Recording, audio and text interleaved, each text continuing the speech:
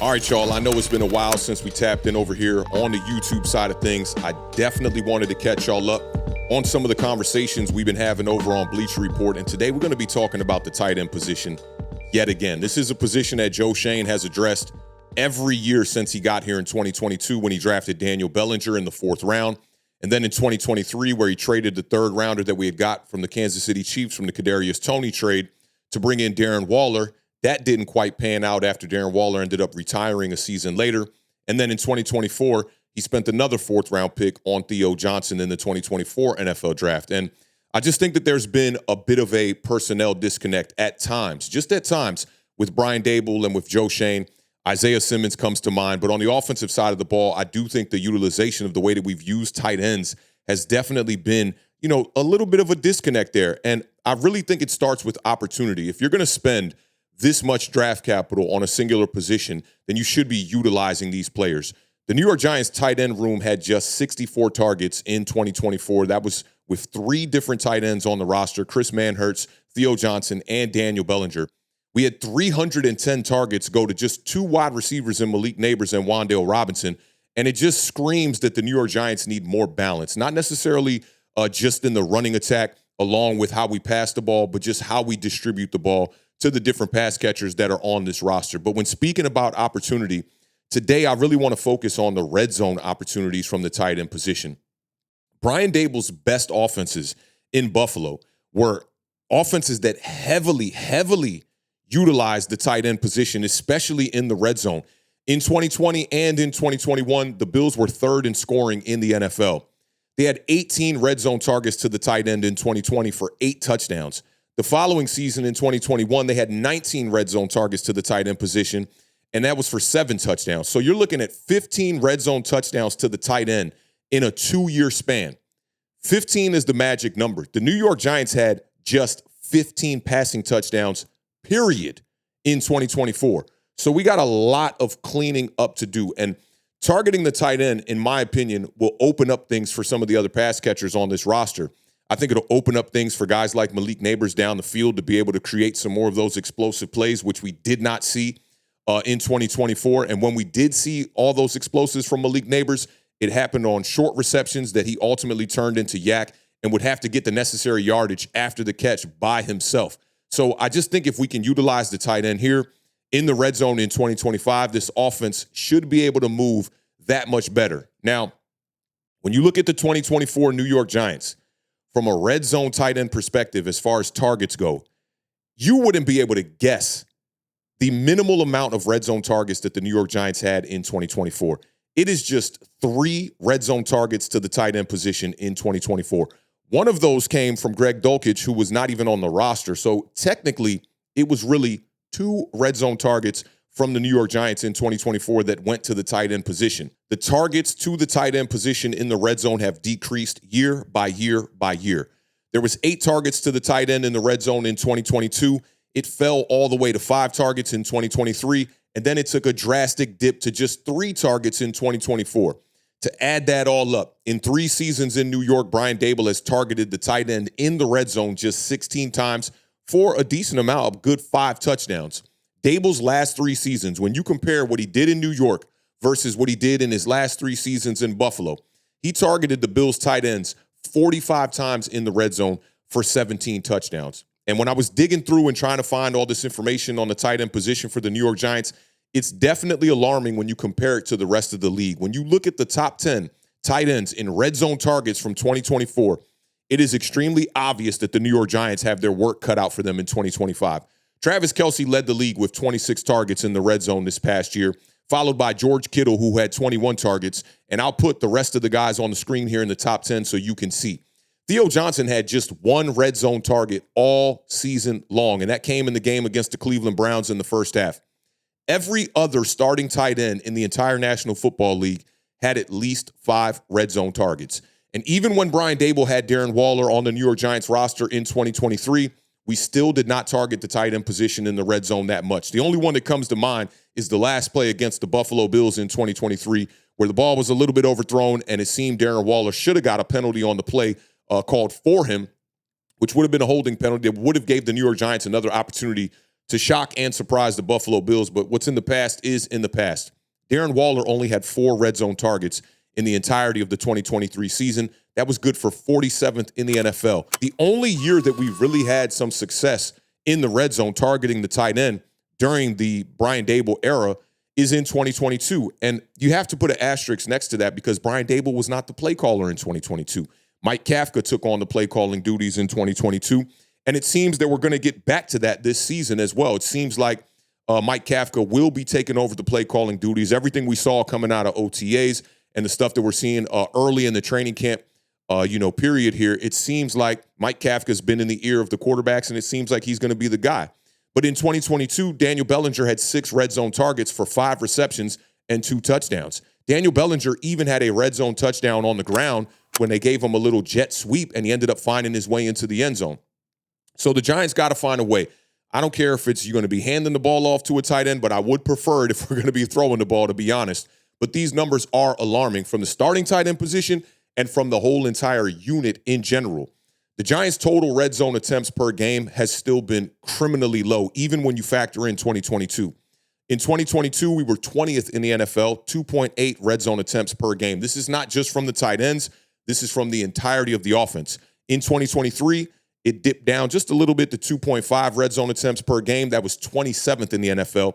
And in 2024, it was at 2.6 red zone attempts per game, which was 28th in the NFL. We got to ramp up the amount of opportunities we get in the red zone, and we also have to maximize our efficiency when we get in the red zone as well. I always tell my co-host, The Beard, it's one or two. You either got to be efficient in the red zone, or you absolutely got to maximize the amount of attempts that you're going to have in the red zone if you're not going to be as efficient. Now, with all that said, let's get off into some of these projections from ESPN's Mike Clay, who does this just about every year. I want to start off with the guy who's expected to be the starting tight end for the New York Giants in 2025, and that is Theo Johnson himself. Now, Mike Clay has him playing 17 games, 71 targets, 51 receptions for 548 yards, 3 touchdowns, 10.7 yards per reception. I like all of these numbers here. I think that these are very fair numbers. You expect a guy like Theo Johnson to come in and raise his level of play going into his second season. In 2024, he only played in 12 games. He ended up getting injured, and he had 29 receptions on 43 targets, 331 yards, and just 1 touchdown. His yards per reception was higher than our wide receiver 1 in Malik Neighbors. He had 11.4 yards per reception. It's just 0.4 more than Malik Neighbors, but still, that goes to show you how the offense was moving. The big thing for Theo Johnson, if he wants to come into 2025 and really clean things up and really get headed in the right direction as far as becoming the guy who can lock down that tight end position for the New York Giants, you got to clean up the drops. 5 drops in 12 games, that's not going to get it done.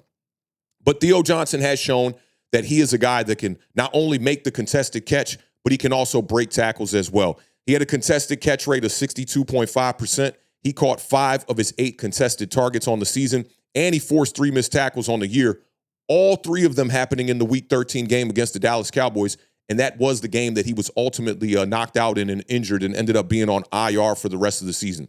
I got high hopes for Theo Johnson, but I do think drafting him in 2024 was a bit of double dipping because I do look at him and Daniel Bellinger as very similar style players, very similar builds as well. But let's go and talk about Daniel Bellinger here. Mike Clay has extremely low projections. I'll put them up here on the screen for you guys to check it out yourself. 17 games. He has Daniel Bellinger getting just 11 targets on the season, but catching 8 of those targets, which is a high percentage, for just 68 yards. No touchdowns, and he has him averaging 8.5 yards per reception. Now, the way that they've used Daniel Bellinger in the past, it does scream that his numbers are going to be low. Daniel Bellinger played in 15 games in 2024.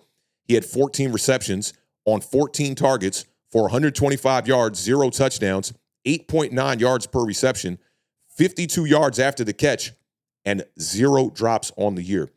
Daniel Bellinger not only had a catch rate of 100%, but he obviously had a contested catch rate of 100% as well.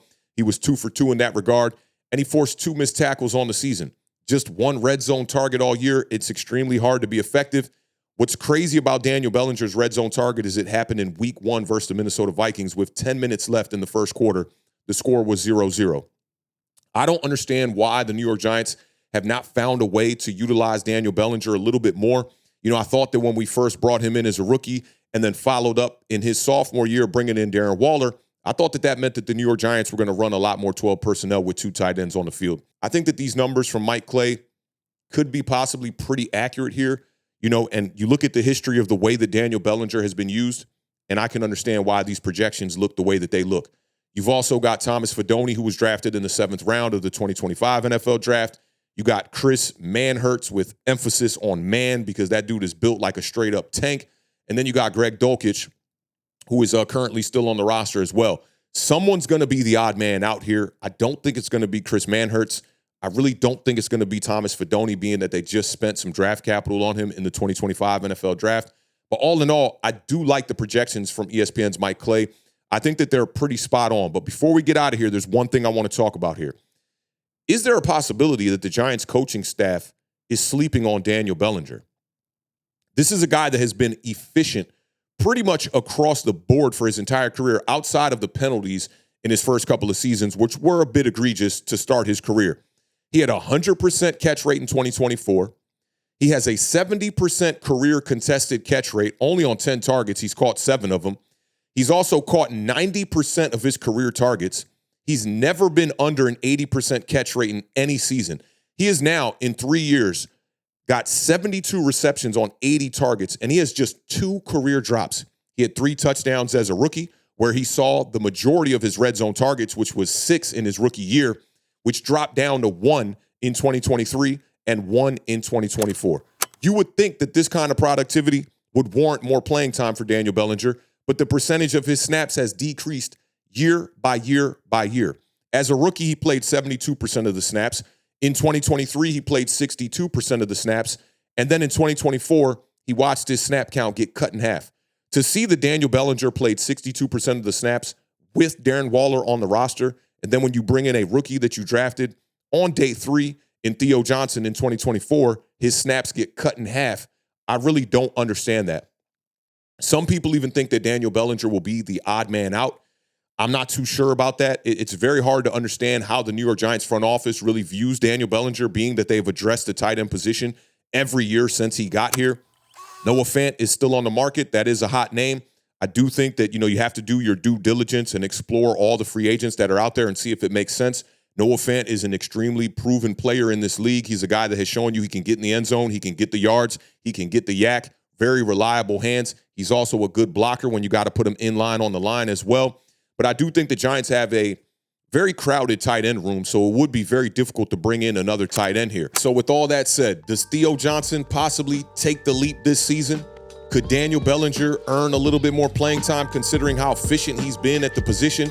Or will the New York Giants be entering the 2026 season thinking about addressing the tight end position yet once again? You tell me, man. If you're digging the vibes here, make sure to hit that subscribe button. We're going to be extremely active this season over here on Authentic in the Beard, giving you the realest, most honest Giants content from an NFC East perspective. Until then, I'll catch y'all on the flip side, man. Y'all be easy. Peace.